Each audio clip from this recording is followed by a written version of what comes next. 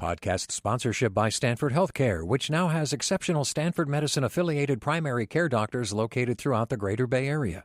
To find one near you, go to stanfordhealthcare.org/local-doctor.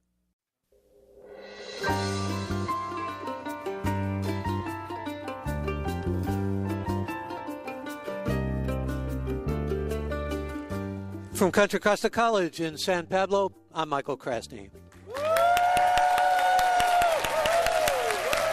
As you can hear, we have a live audience here, and we are delighted to be here at Contra Costa College. And just yesterday, a federal judge temporarily halted President Trump's executive order to freeze federal funding for sanctuary cities, ruling in favor of Santa Clara and San Francisco.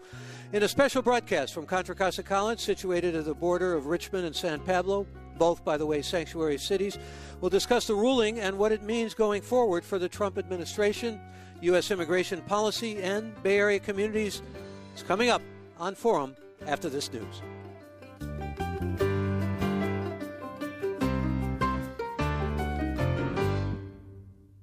Live from Contra Costa College in San Pablo, I'm Michael Krasny.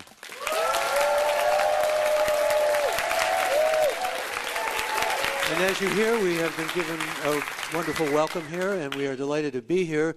What we're going to be talking about in this open hour is a federal judge ruling yesterday in San Francisco temporarily halting President Trump's executive order to freeze federal funding to sanctuary cities across the country.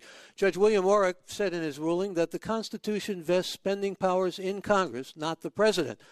For more on this, we really have to look to whether any city or county that decides to limit cooperation with federal immigration agents doesn't have to fear losing funding. And here at Contra Costa College, which sits on the border of sanctuary cities, San Pablo and Richmond, we're going to discuss what this ruling means for sanctuary legislation on the state and the local level. Mayor Tom Butt of Richmond, which had also filed a lawsuit against the executive order, said yesterday that his community, quote, stands against the divisive immigration policies that do nothing but cause trauma and fear, end of quote. And in one of a series of morning tweets this morning, President Trump wrote, quote, first the Ninth Circuit rules against the ban, and now it hits again on sanctuary cities, both ridiculous rulings. See you in the Supreme Court, end of President Trump's tweet. Joining us, Marisa Lagos, who is a reporter with KQED's California Politics and Government Desk. Good morning, Marisa. Good morning, Michael. Glad to have you here with us, and also glad to have David Levine here with us, law professor, UC Hastings. Welcome, David. Good morning, Michael, and good morning, Contra Costa College. And good morning to you. John Gioia is also with us here, Contra Costa County Supervisor, who is backing a proposal to make Contra Costa a sanctuary county. Welcome, John Gioia. Thanks, Michael, and it's great you're out here in Contra Costa College. Thanks for all coming out today. And we're also going to welcome by phone Jessica Vaughn with the Center for Immigration Studies, which is critical of sanctuary policies. And she is with us this morning from Franklin, Massachusetts. You can follow along with today's conversation on Twitter using the hashtag ForumCCC. And Jessica Vaughn, good to have you aboard. Thank you for being with us. Thank you. Glad to be here. Let me begin with Marisa Lagos. And Marisa, this lawsuit began, of course, with San Francisco and with Santa Clara, but Richmond is very much in the picture here. This is an injunction that's national. How's it going to affect local? Please. Well, I think immediately not a ton, because at issue here is whether or not the federal government is able to sort of restrict federal funding to jurisdictions that it deems so-called sanctuary cities. Now, there's no actual legal definition for a sanctuary city under federal law. And the government itself, the administration, the Trump administration, has been a little unclear through both its statements in court, outside of court, and in the executive order about what funding it's trying to go after. And this judge yesterday essentially said what a lot of legal scholars and people I've been talking to expected, which is that law enforcement grants, which have sort of some nexus to immigration enforcement, law enforcement and immigration enforcement have a nexus, can be targeted. And last week we actually saw Attorney General Jeff Sessions already threatened to do that. He sent a letter to 9 jurisdictions, including the state of California, threatening some law enforcement grants. But what the federal government hasn't done since this executive order in January is actually say definitively or in court that any jurisdictions are sanctuary, or say that they're going to take away money from them. And so on the ground, nothing's changing, really. Actually, it's a war of words in a way. We're narrowing the definition of a sanctuary city. There was a meeting just yesterday with a number of mayors, and essentially they were reassuring on this, at least the administration was. Yeah, I mean, I think that what you saw in court last week was the administration's lawyers say that they didn't really argue about that issue, but they did say, look, we're not actually trying to go after all federal funding as the cities were worried about. We're really just looking at these law enforcement grants. I think at issue are some pretty sort of nuanced questions around immigration enforcement here. Yeah, is a sanctuary city just any jurisdiction like the more than 300 nationally that have policies saying we are not immigration police, we will not act as immigration police? Is it just the jurisdictions, which is even more, I think, that say we're not going to detain people on behalf of ICE if they are otherwise eligible to be released because we're worried about actually our own legal culpability? There's been some court rulings that found that those were illegal detainers. Or is it just, these policy statements? So I think what that means and how the Trump administration interprets it is kind of continuing to morph and change. Well, David Levine, one thing we learned from this order was that Judge Orrick was willing to use statements that were made publicly by not only President Trump, but also by Attorney General Sessions. That's quite right.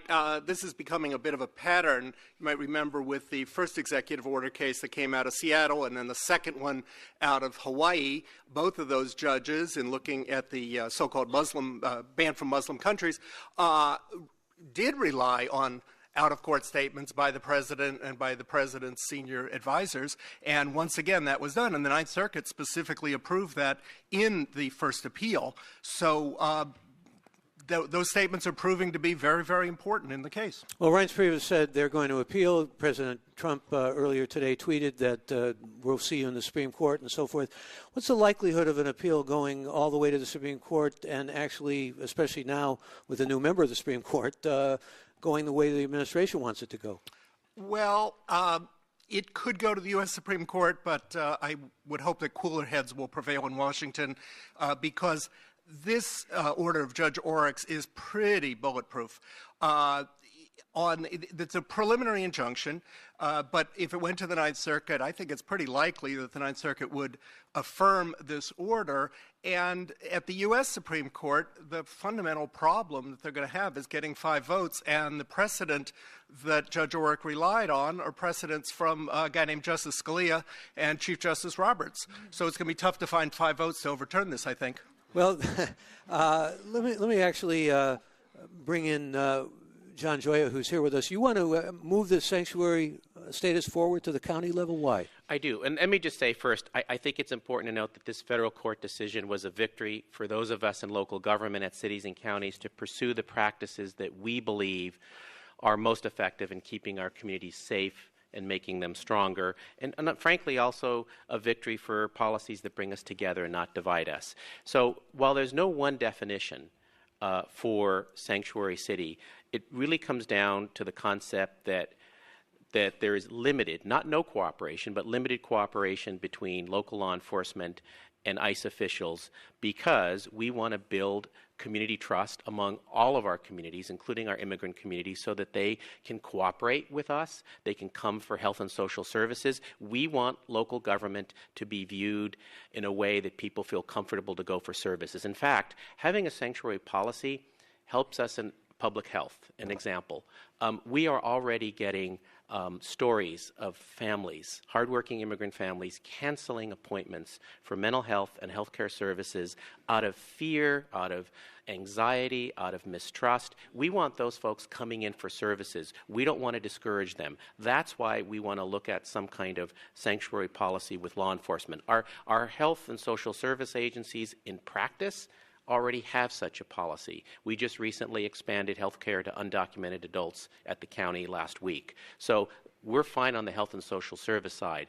We want to work with our sheriff's department to change the relationship between the sheriff's department and immigrant communities. Well, let's talk about the sheriff's department because there is a contract with the sheriff's department and the U.S. Department of Justice. Yes. Unfortunately, there is. We are the only county in the Bay Area that has a contract. This was the previous sheriff started this contract back in the 1990s. That it's a contract with the U.S. Department of Justice to house up to 200 ICE detainees at the West County Jail, which is not too far from here, while they're being held for deportation. I think that this contract causes an erosion of trust in the county by immigrant communities. As I said, they don't go and get services that are vital for everybody because of the perception that there's this cooperation. So I think we pay a price in having that contract. The sheriff gets to decide whether to have that contract. So it's really about, because he's independently elected, so it's about appealing to him the importance of trust being more important than the small amount of revenue that we get as a county from that contract. John, I have to ask you, because it's come to our attention that there are some who feel that there isn't a free or open enough exchange in terms of feeling safe to oppose the kind of position that you've just outlined for us. Well, it is true that there are some who often, want to cooperate with those who are in positions of authority. For example, the sheriff. I think it's important, and I think a large part of the Contra Costa community has actually spoken up. I mean, we have community leaders from around Contra Costa County who've spoken out.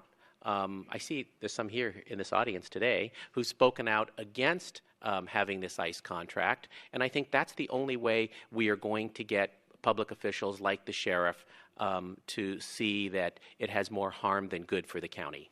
Well, let me bring Jessica Vaughn in. She's with us by phone from Massachusetts, and she's with the Center for Immigration Studies, which is critical of sanctuary policies. And I imagine you have some dismay or certainly discomfort at this decision by what our president might have called this alleged judge, Judge Orrick.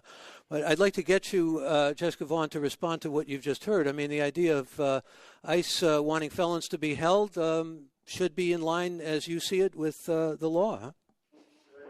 Yeah, I think it is in line with the law, and I think actually I'm not particularly dismayed by this ruling because I don't think it changes much. In fact, I was very happy to read in the conclusion that this judge actually endorsed the idea of holding sanctuary jurisdictions accountable under the definition of sanctuary that appears in federal law, which is 8 U.S. Code 1373, which says that no local government can have a policy that in any way restricts officers from communicating or exchanging information with federal immigration authorities. And the judge basically said the government can go ahead and enforce that even by withholding federal law enforcement funding from those jurisdictions. So I think the sanctuaries are actually celebrating a bit prematurely because there is a process, and it was started about a year ago under the Obama administration in fleshing out what this definition means and what kinds of funds can be withheld and how the government should go about doing it. And so the judge endorsed that process, and I'm sure that the Trump administration is going to continue that process. And in fact, the entire state of California's law enforcement funding under 3 specific programs is at risk unless they change the policy by June 30th of 2017. Well, your concern, if I can state it such, is obviously the protection of what you would call illegal criminals and keep them from keeping them from being deported. But I wonder what you say to those who feel, these are people who not only are afraid to come forward, often in police matters, but also are being protected in other ways in terms of health and so forth. I mean, there are some real humanitarian concerns here that obviously rise up. Well, the main thing, if communities are concerned about immigrants feeling comfortable to come forward to report crimes or to access services, there are much better ways of doing that than by obstructing enforcement of immigration laws against criminal aliens. The only people who benefit from sanctuary policies are criminal aliens that ICE is trying to deport who are released because of these local policies.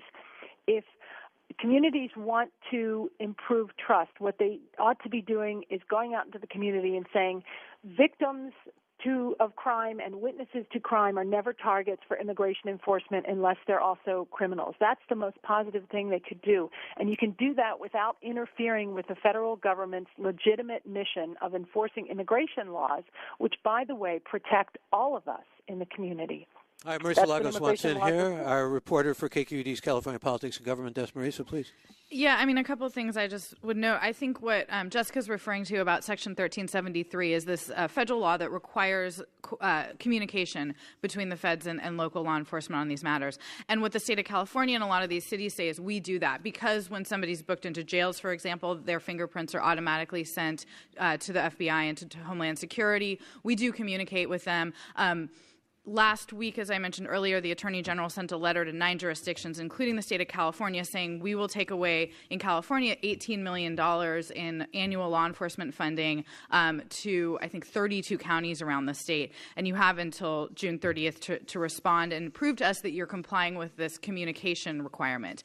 The state of California believes they do that, and so I would expect they will send a letter saying we do that. And so I think that issue may actually end up in court. I wouldn't be surprised to see if the Attorney General and Department of Homeland Security move forward with trying to claw back those grants, if a lawsuit comes forth, and maybe even that time from the state level. Well, let me talk a little bit more, David Levine, with you about the chances of an appeal. If it goes to, compared to, say, Judge Watson in Hawaii with the immigration ban, what's the dropping with respect to Muslims coming here, the second one on Muslim ban, how does this stack up against that as you see it?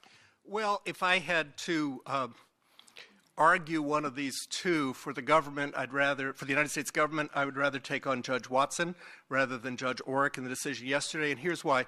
When we look at Judge Oreck's opinion from yesterday, he was dealing with an executive order that on its face is way overbroad. I'm just going to quote the key part of it, but the directive in the executive order from January is to determine that if jurisdictions refuse to comply with the statute we talked about, they're not eligible to receive, quote, federal grants, unquote. On its face, that is just way too broad, and so that it's relatively easy for Judge Oreck to have written an opinion that narrows it down to 1373. And indeed, the U.S. attorney who was representing the United States in the courtroom in front of Judge Oreck said, I don't know what you're talking about with that executive order. We're only talking about 1373. So that one it's going to be tough to appeal that one. We could talk about the immigration order from Hawaii, but let's let it stand let me there. actually go to the cut to the chase here. I mean, those oral arguments showed that the executive order was mainly political, didn't they? Well, the U.S. attorney said, it's just the president on his bully pulpit. And what Judge Oreck said is executive orders have the force of law. If the president wants to speak and to persuade people, he has plenty of ways to do that. He used Twitter this morning. He's got plenty of ways to get on camera. But when he uses the executive order that has the force of law, it's a totally different thing. So, David, quickly, what can the Justice Department do or not do under this order? What they can do is they can continue to enforce 1373, and they mentioned 3 statutes where the reason it's legitimate to enforce the receipt of that money is that the localities knew that there were strings attached to that money in advance when they took the money, and that they promised to comply with 1373. The problem with the executive order more broadly is that for the president to say, and other grants are also at risk and retroactively invades separation of power with respect to Congress. You should mention what that order is, by the way, the number that you just gave us. The executive order? 1373. 1373 is the statute that requires or that stops, it forbids localities from restricting cooperation with ICE, with the federal government. Let me go back to you, John Gioia. I know you want in here. Yeah, I want to add, I think this opinion actually, while temporary in nature right now, is important because the threat of pulling substantial federal dollars away from cities and counties has had a chilling effect on some cities and counties who would want to pass a sanctuary policy but are concerned that they will lose federal dollars. So if this is resolved ultimately where the president cannot pull back dollars, it will free up more jurisdictions to have sanctuary city and county policies. But I think we have to remember, I mean, the Trump administration there's a false premise, a couple false premises. One, this notion that there's this rampant crime going on in immigrant communities. That is just plain untrue. First of all, there's plenty of good research over the decades that shows that immigrant populations commit crime at a much lower rate than those people in the general population. Second, there's this framing by those who oppose sanctuary policies that they prevent any cooperation between law enforcement and ICE. That is just flat untrue. If someone is a serious offender, local law in the community, whatever their immigration status is, they are arrested and they're taken off the streets. And SB 54, the state sanctuary policy, does have provisions to allow the appropriate amount of cooperation with immigration officials. So I think we have to get back. Those that oppose it are mischaracterizing what these policies are about. Well, Jessica Vaughn, you oppose it. I'd like your response to what you just heard from John Gioia, if you would. Yeah, well, frankly, the Justice Department under former Attorney General Loretta Lynch disagreed with those statements, and when she and her staff last year determined that California had a sanctuary policy that was inconsistent with federal law, and that's why California was put on notice last year that this $18 million was at risk, and they have until June 30th to change it. That's what local jurisdictions should be looking at and considering, and in fact, the state is considering an even more egregious sanctuary policy.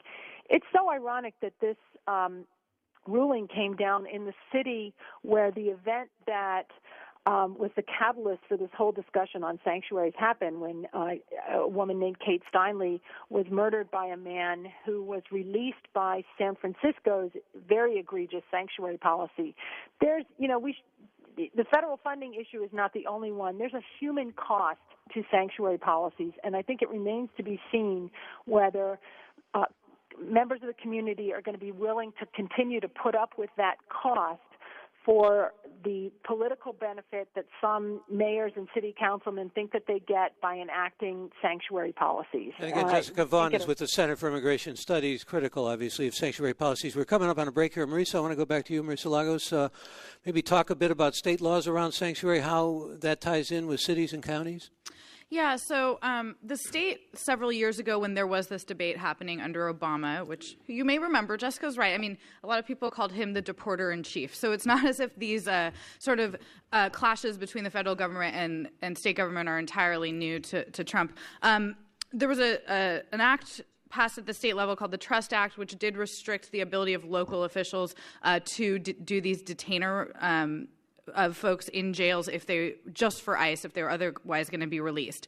That was fairly limited in scope. Now we have SB 54 by the pro tem, Kevin DeLeon, which is looking to essentially expand that and say that similar to what we have in a lot of the cities in the Bay Area, that unless somebody has been convicted of a very violent or serious crime in the past, that local law enforcement really cannot hand them over to ICE or cooperate with ICE in their investigations. It also seeks to do a lot of the things that John Gioia mentioned in terms of making other city services and public services protected from immigration enforcement action. All right, again, we're discussing yesterday's decision by a federal judge temporarily halting President Trump's executive order to freeze federal funding for sanctuary cities.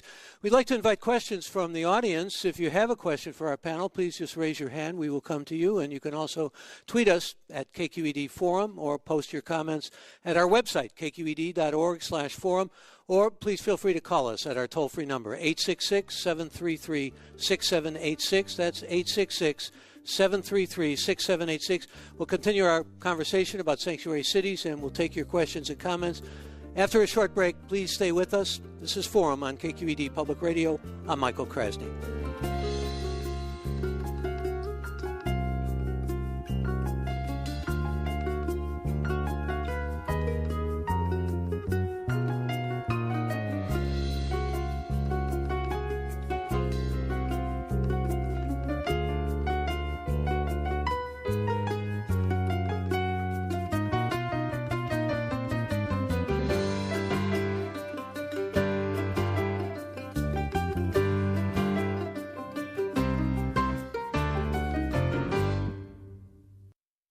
Welcome back to Forum. I'm Michael Krasny with a live audience here in Richmond.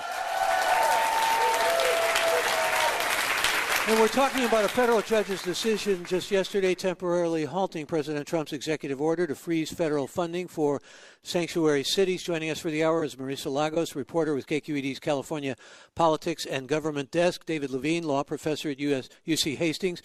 And John Gioia, Contra Costa County Supervisor, backing a proposal to make Contra Costa a sanctuary county. And with us by phone from Franklin, Massachusetts, Jessica Vaughn with the Center for Immigration Studies out of Washington, D.C., which is critical of sanctuary policies. Again, please raise your hand here. I'm speaking to the live audience if you have a question. You can also tweet us. KQED, the tweet is KQED at KQED Forum, or you can post comments on our website by going to kqed.org/forum, or call us. Again, our toll-free number is 866-733-6786. That's 866-733-6786. And you can follow along with today's conversation simply going to Twitter and using the hashtag ForumCCC. Skip writes the sanctuary policy should be put before the voters. What about that idea? Anybody want to weigh in on that, Marisa?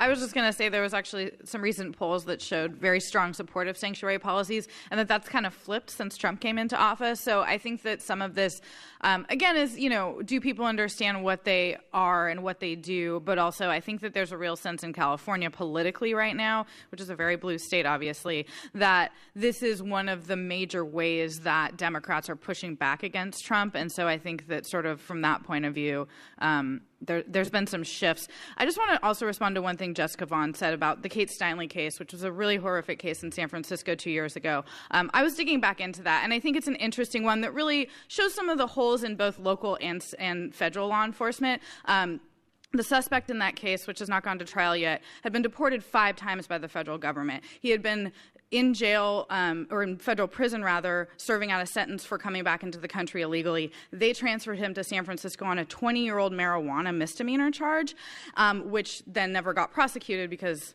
everyone knows San Francisco doesn't really prosecute marijuana crimes. And so the sheriff at the time had an even stronger policy against any communication with the feds. I think there was a breakdown there. But it also seems that there was a real question about federal immigration enforcement. If somebody can do this repeatedly and come back in and commit crimes and have a criminal record, what is the answer here? Is just putting them back in Mexico or somewhere else the answer? All right, we have a question from our audience. Mary, join us, please. Welcome. Good morning. I represent San Pablo Economic Development Corporation that is working to train and educate the workforce and the small local businesses here to improve our economy. We've noticed we run a tattoo removal clinic called Removing Barriers, and we and tattoo removal clinics across the nation have noticed a huge upsurge in clientele who are afraid that their tattoos will be mistaken for gang-related tattoos and that the immigration authorities will pick them up and deport them. I just wanted to comment that there's been, a huge rise in fear evidenced by the sign-ups for the tattoo removal clinics. I much appreciate that comment. Thank you for it. And I think Mr. Gioia, John Gioia, has a response. I was just going to say, I think that's consistent with what we see with families seeking health and mental health services, that they often will. We have seen specific cases where families cancel appointments. So you're right. That is why policies are important at the local level, which maintain public safety, but at the same time build community trust. John, can I ask you about money? Because about $2 billion a year funds would be cut out from San Francisco, that's about a fifth of their budget. Yeah. In Santa Clara, it's about $1.7 billion. That's a third of their revenue. What about Richmond? Well, in terms of the worst case scenario. I can talk for Contra Costa. I'm less familiar with Richmond, although I see the chief of staff or the mayor here. But for Contra Costa County, the board I serve on, we have a budget of about $3 billion, and half of that is health care. And that's about $1.5 billion.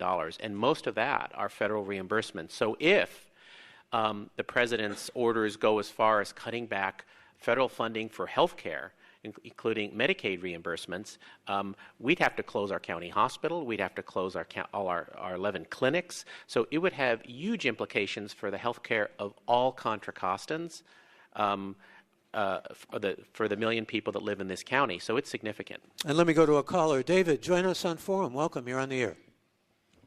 Yes, good morning. Morning. I have a question. Where in the Constitution does the executive branch have the right to write laws and control monetary policy? Let me go to Professor Levine on that. Well, maybe you'd like a job in the White House to explain things to them. the core of the judge's order has to do with separation of powers and federalism. On the separation of powers side, the issue is that Congress has to determine the strings that might go with particular pots of money, and that the administration, the president, can't just override that on the one side. And on the federalism side, it's the 10th Amendment, and the issue there is the fact that the federal government cannot commandeer state and local officials, mandating them to do things, but instead they have to be encouraged with carrots and maybe sticks with the withdrawal of that money, but that it's a different relationship. We have this separation of government, and that needs to be enforced. And by the way, the president, I think, is having dinner with Supreme Court justices this week, and maybe they can have at least an abstract discussion about some of these things. I wonder if he's going to compel them to eat steak, as he's done on a few other occasions in Mar-a-Lago. Let me bring Jessica Vaughn back into this again. She's with the Center for Immigration Studies. Before Jessica Vaughn, we heard from John Gioia that there is a real sense of concern here in this area about the relationship between the sheriff and the federal government, but a contract, in fact. But I think your polls, and of course there are a lot of people skeptical these days of polls, but your studies have shown that sheriff and police, by and large, want to help ICE? Absolutely. 90% of the sheriffs in the country have no problem cooperating with ICE and want to do it, in fact, because they understand that when they don't, that means that criminal aliens that are here illegally, that ICE is trying to send home, instead get released back to the streets of our communities and often do reoffend.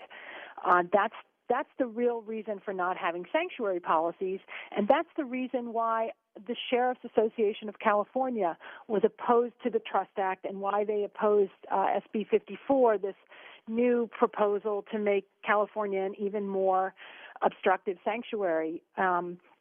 So, they know the public safety benefits of cooperating with ICE to remove criminal aliens from the community. And again, if local governments are concerned about community trust, and what they need to do is spread the message that victims and witnesses are not targets for immigration enforcement, and get that message out there, because the majority of communities in the country that do cooperate with ICE have found that actually works much better than having policies that obstruct the legitimate enforcement of immigration laws. And it's important to remember that, yes, Congress appropriates the money, but it's the federal government that writes the check. Congress has said that communities that want federal dollars have to be in compliance with all federal laws. So it's perfectly reasonable and realistic for the federal government to say, especially for DOJ to say, if you're going to obstruct federal law enforcement, we are not going to write you a check for programs that involve federal law enforcement. And that's what's happening here, and that's what California is facing, a cutoff of these funds, and any other jurisdictions that enact sanctuary policies that are a violation of 1373 are going to also face potential cutoff from these funds. Nobody's talking about withholding Medicaid and Social Security. That's a straw man that's been set up. We should mention here, by the way, that there is a movement to make California a sanctuary state, but thank you, Jessica. It already is, right, theoretically. But let me get a question from the audience. Sarah, you had something you wanted to bring to the fore here. Sarah? Yes, I'm a Richmond resident, and I appreciate the immigration policy and the decrease in violence in our community over the last 17 years. I have a question for John Gioia. Beyond the rhetoric from the Trump administration, I wonder if there's any behind-the-scenes discussions or access to really work on this issue and try to resolve some of the problems. When you say behind the scenes, you mean between staff level from federal agencies and local law enforcement? Yeah, or your office and anyone on staff at any level. I wish I had that access. I wish that at the local level we had that ability. Frankly, I think this administration's policies are pretty firmly set, and frankly, when what they do is they create false premises. Like that there is massive crime going on in immigrant communities, or that sanctuary policies prohibit all cooperation. That's just flat untrue. So there's been discussions, but at the state level, they're clearly not successful in trying to move the policies of the federal government. Look, at our local level, I don't think we're considered very important to the Trump administration. And if you look at the other policies outside of this area as well, he's not showing a lot of respect for states' rights, frankly, or local control. So, no, I wish we could say we had more influence, but no, there's no backdoor discussions. And again, John Gioia is Contra Costa County Supervisor, backing a proposal to make this county a sanctuary county. Let me read some of your remarks that are coming to us. Lloyd tweets, I grew up near Boulder, Colorado. They are a sanctuary city. I would never handle myself the same, knowing there are more criminals around. I don't want to be around people who think breaking the law is okay.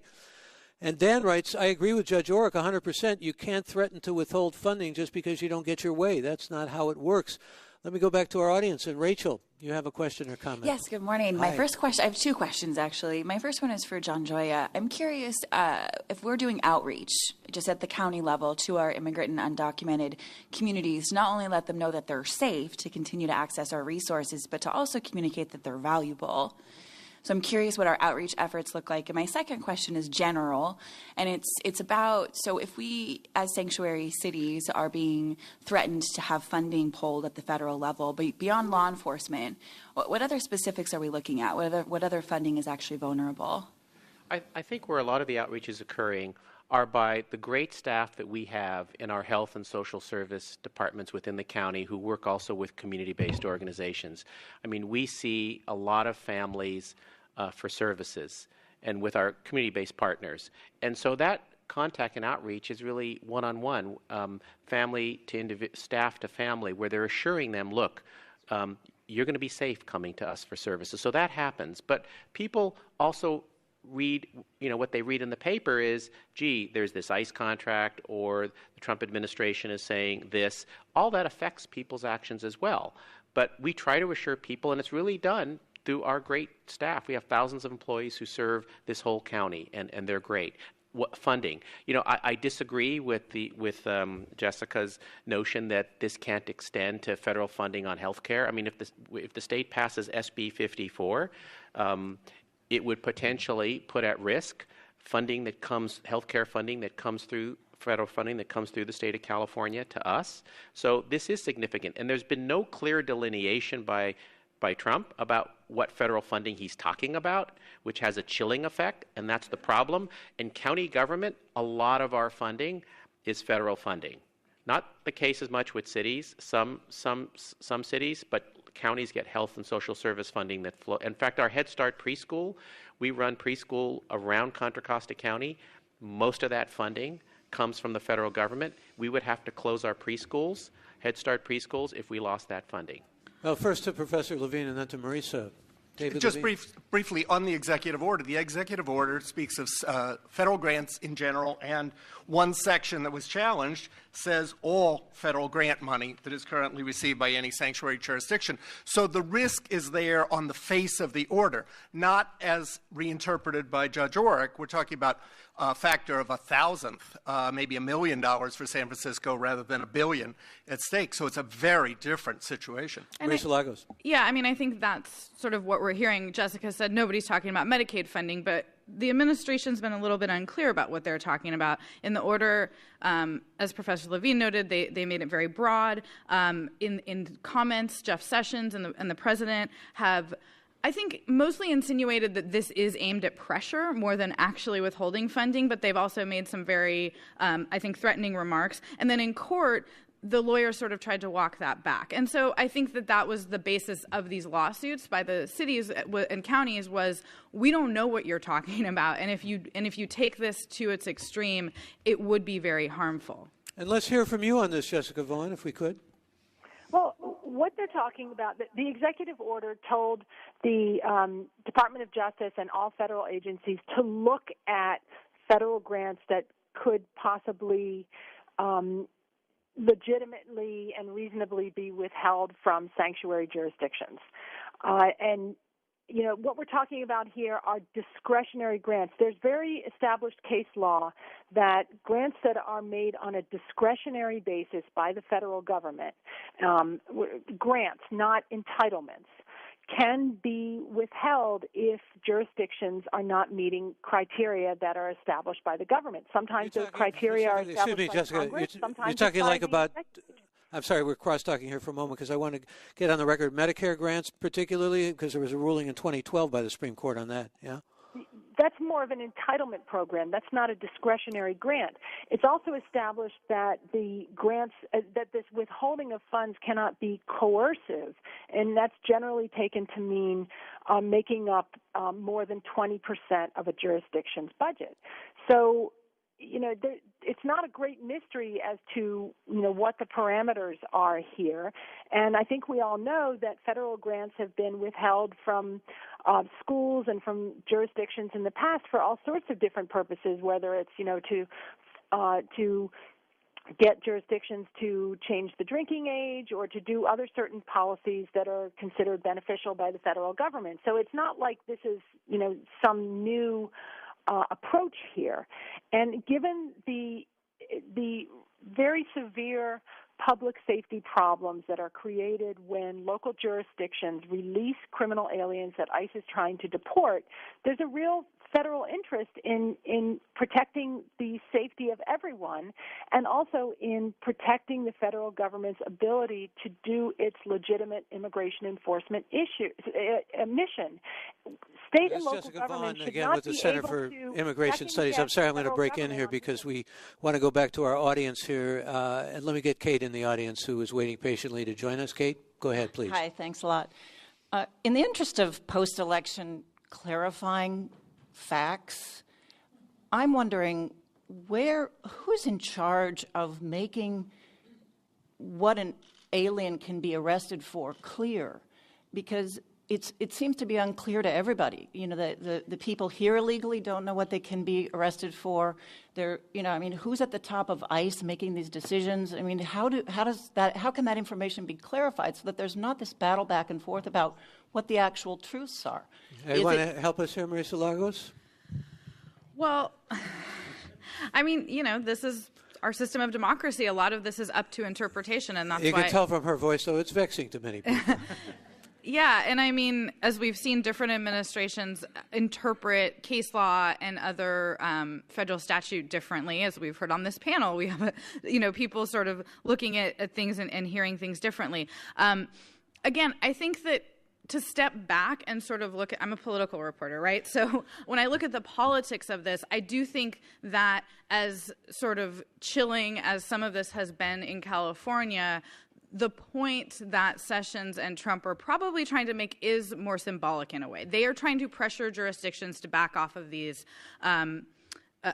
policies. They are trying to create an environment where it is not sort of attractive for folks like elected sheriffs, which we need to remember, right? Sheriffs are elected. They're politicians, too. They're not the same maybe as police chiefs or other law enforcement officials. DAs are elected, too. And so, yeah, I don't think in this war of words that there are any simple answers because everybody sees things differently from where they're sitting. Let me go to Supervisor Gioia, not on this, but on a comment from a listener, if you would, John Gioia. This is Mike who writes, and this is frequently what we hear from listeners also that causes vexation. Thousands of people from all around the world have applied for legal residency in the United States. They have filled out the forms, paid the freight, and have to wait to enter. Why should someone who enters illegally be allowed to usurp this peaceful immigration process? Well, let me say, when we look at how we provide our services, and I'll take healthcare as an example, everybody's public health is improved when we are all healthier. So when we made a decision, and this was somewhat controversial, to expand health care to undocumented adults, and there were some people who made the same argument, said, why are we providing this service to someone who is here in an undocumented manner? Our response is because everybody in this county is healthier when more people get preventative health care services. So there's a larger public benefit. The costs to our health care system in the long term are less when people are getting preventative services. So that is why we didn't make a distinction as to whether your immigration status was not relevant, because public health is indeed public health for everybody. Well, the listener's talking more about fairness, about equitable fairness. But I think from a fairness standpoint, if you're a resident of this county and grew up here like myself, you receive a benefit when an undocumented family gets preventative health care. That's fair because it improves your health outcomes. But it's not fair to the person who's trying to get into this country and can't get in under legal Well, I mean, that's a federal immigration policy. Our job is to deal with the issues and problems we have at a local level here in Contra Costa. Believe me, I think we need federal immigration reform. But ultimately, the mess in Congress hasn't been able to achieve that. And I just have to say, if the federal government invested as much money in opportunities for young people and after school and summer learning as they are trying to build a wall and go after undocumented, we'd be much more successful and have a lower crime rate. We would be safer. So I think I step back and say, if the federal government just shifts it where it's going to spend these enormous resources, we would have lower crime rates. We would have healthier communities. We would have a better place to live. So I think this is just misplaced, the whole policy of the administration. And we have another caller. Ellen, join us. You're on the air. Welcome. Hi, thank you. I'm with the International Institute of the Bay Area. We provide immigration legal services in 6 counties across the Bay Area, including Contra Costa. I wanted to thank Supervisor Gioia for his leadership on this issue, and also just point out that the Southern Poverty Law Center has cited the Center for Immigration Studies as a hate group. So regardless of what sounds like reasonable points, I would just have the listeners keep that in mind. All right, I thank you for that. And let me go back to Jessica Vaughn. Jessica Vaughn, I'd like to hear you weigh in again, if you would, on this. Well, I think that the citizens of California could also just as legitimately ask local governments that, if we did not provide services, make it possible for people who come into the country illegally to get jobs, then maybe more of those resources would be available to help not only American citizens but legal immigrants who come here. There are more than 4 million people in the world who have qualified for legal immigration under our system, and it's not fair to them if we don't enforce the rules of our legal system and allow people to get those benefits and live here as if they were legally who came here illegally. So, there are winners and losers in immigration policy, and I think what it boils down to is, do we want to have policies that benefit American citizens and legal immigrants, or do we want to adopt policies that benefit mainly illegal immigrants? And that's a choice that localities are welcome to make, but it's also reasonable for voters to hold them accountable for that and for the federal government to perhaps impose consequences for adopting policies that interfere with a legitimate federal enforcement mission. All right, I want to read a tweet here from a listener who says, we have citizen students who don't look Euro-American who fear being taken by ICE because they don't have proof of their age and status. And Tom writes, basically a sanctuary city is just not allowing its police and other services to be appropriated by ICE. That's not ignoring or breaking laws. It's a local right to not have local funds appropriated by the federal government. Is this a states' right fight, Professor Levine, for some people? Absolutely. Sure it is. It's this question. A lot of what we're hearing right now are policy differences, and part of the genius of the federal system is that different places can come to different decisions on some of these issues. Now, certainly some are at the federal level, and what we need is a Congress who can put together a fair immigration policy that takes account for the millions of people that are here, plus the people who, as the caller said, have stood in line and played by the rules. That seems unlikely in this Congress, but every once in a while there's a little glimmer, but that's the real solution, is it has to be in Congress. And, go ahead. I just think it's interesting. 2 of the cases that immigrant rights advocates who have helped draft a lot of these so-called sanctuary policies are relying on are actually cases that were brought against the Obama administration by red states. So the sort of federalism is being flipped on its head. One of them was Obamacare, and one of them was around gun control. And so I think that's sort of an interesting note. I also think it's important to note that we're not hearing a lot of debate actually about the issue of whether law enforcement should be, say, participating in raids or what happens in the community. A lot of where the rubber meets the road in this fight with the feds is what happens in jails. What happens once someone is suspected and arrested of a crime? Should they, without going through the whole criminal justice process, be handed over to ICE before maybe that case is adjudicated or if the charges are dropped? So I just think that's, an important... We've got one more caller here I want to get on quickly with the comments, if you could. BK, go ahead. Yeah, I'm an immigrant from India, and I take serious objection to you guys calling us all immigrants and clubbing us with the illegal immigrants. This is an acceptance of illegality by indoctrination. I don't. It's like saying a bank robber is a bank borrower. I'm a borrower and he's a robber, but we both take money from the bank, so we all become borrowers. Well, we're back to that distinction again, Supervisor Gioia. So how do you distinguish? There are many families here in California and in our county where the children are. I don't want to use the term legal. Are documented, and the parents are not. So how do you classify them? I mean, the idea here is that when people live here, speaking at the local level, our job is to understand how to make our communities safer and better places to live, and that means providing services to people who may not be documented, and that improves, again, everybody's quality of life. So, look, there needs to be sane immigration reform at the federal level, but that's not an issue that we're dealing with locally. We've Our got job seconds is different. left. I have to ask you, what does this mean for Richmond in terms of the lawsuit? So my understanding, and I know the Chief of Staff of the Mayor is here in the audience, is that Richmond's lawsuit is very, very similar to the Santa Clara and San Francisco lawsuits. It was just a timing issue, so it is more likely than not that the court would probably reach the same outcome in the Richmond case. Let me thank all of our panelists here, and of course thank our live audience. Maurice Lagos, again, is a reporter with KQED's California Politics and Government Desk. David Levine, law professor at UC Hastings. John Gioia, whom you just heard from, Contra Costa County Supervisor, who again is backing a proposal to make Contra Costa a sanctuary county. And Jessica Vaughn, who joined us by phone from Franklin, Massachusetts with the Center for Immigration Studies, critical of sanctuary policies. Again, to follow along with today's conversation on Twitter, simply use the hashtag ForumCCC. We are coming up on another hour. In the hour ahead, we're going to meet some veterans who are back at college and talk about that sometimes difficult transition between coming away from being deployed and going into the classroom, and also hear their stories. And also, we're going to hear from some people who are all about a renaissance in Richmond. We're going to have some entertainment as well. Stay tuned. Another hour of Forum up ahead. Thank you all for being here. For all of us at KQED, I'm Michael Costa.